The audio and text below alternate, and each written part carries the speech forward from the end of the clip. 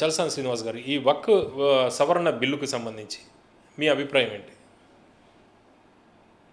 చాలా కాంట్రవర్షియల్ ప్రశ్న అండి. ఎందుకంటే నేను ఉత్తర భారతీయ జనతా పార్టీ చేసే అనేక అంశాలు ప్రజా వ్యతిరేక చర్యలకి గట్టిగా నిలదీస్తాను. ఈ విషయంలో మాత్రం బారింగ్ 2 ఇష్యూస్ వక్ఫ్ సవరణ అవసరం ప్రజలు తెలుసుకోవాలండి. వాళ్ళ 200 యాక్చువల్గా చాలా టఫ్ అయ్యి 230 290 అంటే ప్రతిపక్షాలన్నీ ఏకమైపోయింది, ఇంక్లూడ్ వేసిన పార్లమెంట్ లోక్సభలో వైఎస్ఆర్ కాంగ్రెస్ పార్టీతో సహా. కానీ రాజ్యసభలో కూడా ఒకళ్ళిద్దరు చేసిన మిగతా వాళ్ళు ఇటు కూడా ఓట్ చేసినట్టు అది ఇస్తాను, మొత్తం ఎన్ బ్లాక్ అవ్వలేదు. ఇవాళ బీజేడీ కూడా వాళ్ళ నిర్ణయానికి వదిలేసాను రాజ్యసభలో ఉంది. రాజ్యసభలో టఫ్ ఉంది కదా, ఎందుకంటే ఆ తెల్లారి 4:30 వరకు ఉన్నారు ఆయన అమిత్ షా గారు, దమ్మున్నాడు. అంటే అదర్వైజ్ ఆంధ్రప్రదేశ్ వరకు అన్యాయం చేసినా సరే మీరు ఇష్యూ బేస్డ్ మాట్లాడుతుంటారు కాబట్టి ఇష్యూ బేస్డ్గా మాట్లాడుతారు. ఇవాళ ఒక్కటి చెప్తానండి, తమిళనాడులో ఒక ఊరు ఉంది. ఆ ఊళ్ళో వెలిసిన దేవుడు కానీ చరిత్ర కానీ అక్కడ పురాణాలు పక్కన పెడదాం. ఒకటి పురాణం అంటే మన క్యాలిగ్రఫీ ఏం చేసినా సరే అక్కడ ఉన్న శాసనాలు కానీ పురావస్తు శాఖ పరిశోధనలు కానీ 1500 నుంచి 2000 సంవత్సరాల క్రితం నాటి ఆలయాలు కానీ ఆ గ్రామం ఒక ఇవ్వబడిందని ఉంది. ఆ తర్వాత వచ్చిన వాళ్ళకి అప్పటికి 2000 సంవత్సరాల క్రితం ఇస్లామే పుట్టలేదండి.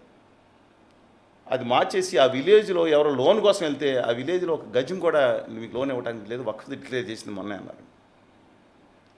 సుప్రీంకోర్టుకు కూడా వెళ్ళే వక్ఫ్ నిర్ణయం తీసుకుంటే మామూలు కోర్టులు కూడా అధికారం లేదనే విధానం ఎంతవరకు సమంజసమైందండి? 1970 వచ్చింది, 2013లో బిల్లు సవరణ చేశారు. ఇది కేవలం వక్ఫ్ బోర్డే టాప్ అపెక్స్ బాడీ. దీంట్లో అంటే రాజ్యాంగ సవరణ 16 అనుకుంటా ద్వారా ఒక ట్రిబ్యునల్స్కి మాత్రమే అధికారం ఇచ్చారు. అంటే రివర్ ట్రిబ్యునల్లో దశాబ్దాల తరబడి పోరాటం జరుగుతున్న రాష్ట్రాల మధ్యన ప్రాంతాల మధ్యన అని చెప్పి రాజ్యాంగ సవరణ చేసి ట్రిబ్యునల్స్కి సుప్రీం అధికారం ఇచ్చారు. అది మనం అర్థం చేసుకోవచ్చు. ఒక వక్ఫ్ బోర్డు ఒక మత సంస్థ కూర్చుని ఈ మొత్తం ఊరు నాదే, ఈ ఇల్లు ఇది నాదే, లేకపోతే 1,00,000 ఎకరాలు నాదే అంటే ఇక ఇంకెవరో మాట్లాడాల్సిన అవసరం లేదండి. నేను అడుగుతున్నాను, ఇంకా మిగతా వాళ్ళ హక్కు లేదా? వాళ్ళు సావాలి ఆ జీవితాలు 50 సంవత్సరాలు. అబ్సల్యూట్గా రాంగ్ అండి అది. అంటే ఉండక్కర్లేదా? అంటే ఒక అవుట్ సైడ్ ఎలాగో ఉండక్కర్లేదా వాళ్ళకి? కానీ దాంట్లో ఆ వక్ఫ్ బోర్డు సంస్థలోనే మిగతా వాళ్ళు వేయటం దాంట్లో అభ్యంతరం అన్నా. డెఫినెట్గా 2 సవరణలు మాత్రం వాళ్ళు చేసి ఉండాల్సింది. ఈ 2 మినహాయించి మిగతా వక్ఫ్ బోర్డు సవరిస్తే ఎలాంటి ఇబ్బంది ఉండదండి. అంటే ప్రస్తుతం దీనికి వచ్చే మన హిందూ ధర్మంలో కూడా అందరిని మిగతా వాళ్ళని ఇస్తే ఒప్పుకోరు కదా. కానీ దీనికి కలెక్టర్ని సవరించి ఇవాళ రాష్ట్ర ప్రభుత్వాన్ని తీసుకున్నారు. మా అధికారం ఉంది కదా అని మమతా బెనర్జీ గారు మేము అమలు చేయమన్నారు. నేను అడుగుతున్నాను, ఏ నిర్ణయం తీసుకొని మీరు అదే ఉంటారా? ఒక హిందూ ధర్మ బోర్డు నిర్ణయిస్తుందండి. ఒకటి హిందూ ధర్మ బోర్డు అంటే సనాతనం అంటలా నేను, మళ్ళీ అది ఆది సనాతనం వేరు. మా తిరుపతి దేవాలయం దగ్గర బోర్డు వేసుకుంటామండి, వాళ్ళు నిర్ణయం తీసుకుంటారు. తిరుపతిలో మొత్తం మాదే కింద ల్యాండ్ అని నిర్ణయం తీసుకుంటారు. ఇక మిగతా ఉండక్కర్లేదా? లేకపోతే వాళ్ళకి హక్కులు లేవా? ఒక మతానికి ఒక మత సంస్థకు ఉండే హక్కులు మిగతా మత సంస్థకు ఎందుకు ఉండవండి? ఇది మాట్లాడేందుకు నన్ను మిగతా బ్యాక్ ట్రోల్ చేయవచ్చు, సెక్యులరిస్ట్ కాదనుకోవచ్చు, వాళ్ళకి తెలుసు నేనేంటో. అందుకని డెఫినెట్గా మనకు కొన్ని విషయాలు ఉండాలి. హిందూ ధర్మ సంస్థల గురించి ఉన్నాయి. అంటే ఈ వక్ఫ్ బోర్డుకి సంబంధించి వచ్చే ఆదాయం ఏదైతే ఉందో ప్రస్తుతం వాళ్ళు చూపిస్తుంది 168 కోట్లు ఏడాదికి. అయితే యాజ్ పర్ కొన్ని లెక్కల ప్రకారం దాదాపు 50,000 కోట్లు ఏడాదికి ఆదాయం రావాల్సింది కేవలం 168 కోట్లు. 8,60,000 ఎకరాలను ఒక సంఖ్య, 9 లక్షలు. ఈ దేశంలో 3వ అతిపెద్ద భూ యజమాని వక్ఫ్ బోర్డు అని ఇస్తున్నా ఉన్నారు. 9 లక్షల ఎకరాలు నిజంగా పేద ముస్లిమ్స్కి ఉపయోగపడుతుందండి. దాంట్లో ఎవరండి వీళ్ళు మధ్యలో ఉంది చెప్తున్నా. ఇప్పుడు దేవాలయ భూములు అయితే కొంతమంది సాగు చేసుకుంటున్నారు, అది వస్తుంది అనుకున్నా, అందులో కూడా లోపాలు ఉన్నాయి. కానీ ఇదేందండి నిజంగా పేద ముస్లిమ్స్కి ఉపయోగపడేది అది ఆ సవరణ కూడా చేసి ఉండాల్సింది. దీంట్లో నిర్దిష్టంగా ఏదైతే ఉండి ప్రభుత్వం ఖచ్చితంగా వక్ఫ్ కానీ క్రిస్టియన్ మత సంస్థల్లో కానీ కల్పించుకోవాల్సిన అవసరం ఉంది. హిందూ ధర్మ సంస్థలు నేను చెప్తున్నా, దీంట్లో మాత్రం నిధులు వస్తాయండి. ఈ నిధులు మిగతా వాళ్ళకి ఇస్తూ ఉంటారా? నేను అడుగుతున్నాను. అంటే మిగతా సంస్థను కూడా ఖచ్చితంగా నేను ప్రభుత్వ అధీనంలో ఉండాలి, నేను ప్రైవేట్ వాళ్ళకి ఇవ్వట్లేదు.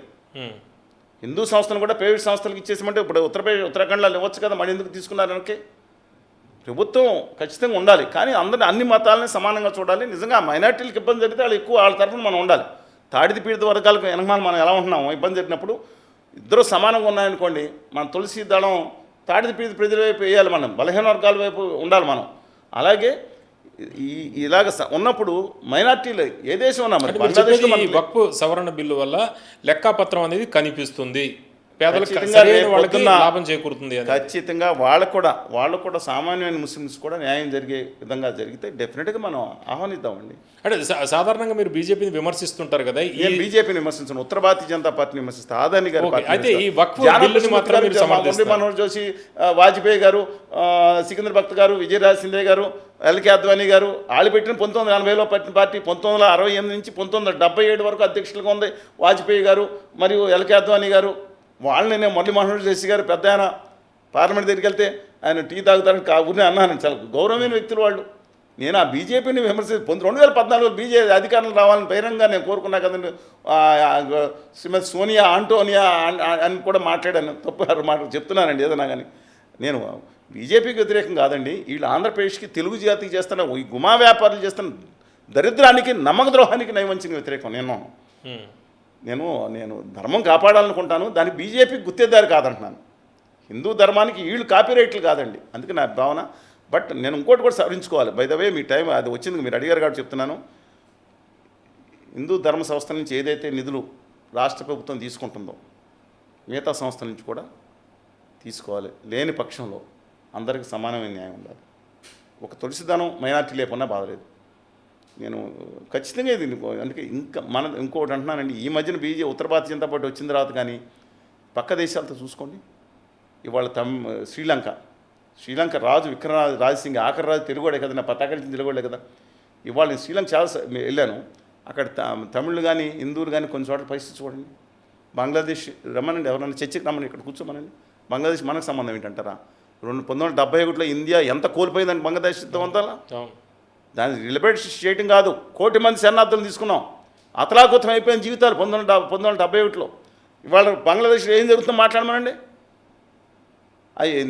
ఇది ఇవాళ కాదండి, లియాఖత్ ఆ రోజు 1946 నోకాళి ఘటన దగ్గర జరుగుతూ ఉంది. ఇది అందరిని సమానం చూద్దాం.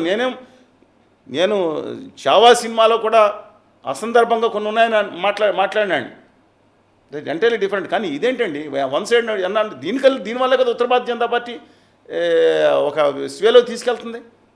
ఈ ప్యాంపరింగ్ పాలిటిక్సే కదా. నేను కాంగ్రెస్ పార్టీని కూడా అడుగుతున్నానండి, దయచేసి ప్యాంపరింగ్ పాలిటిక్స్ మానండి. మీరే ఉత్తర భారతీయ జనతా పార్టీకి బలం ఇస్తున్నారు. వాళ్ళు కాపీరైట్ కాదు, జనం అనుకుంటున్నారు కాపీరైట్ కాదు, వాళ్ళు ఒక సంస్థ కాదు. హిందూ ధర్మం అనేది అనంత గోదావరి గంగా ప్రవాహంలో సాగే గొప్ప జీవన విధానం. దాన్ని మీరు పాడు చేయొద్దండి.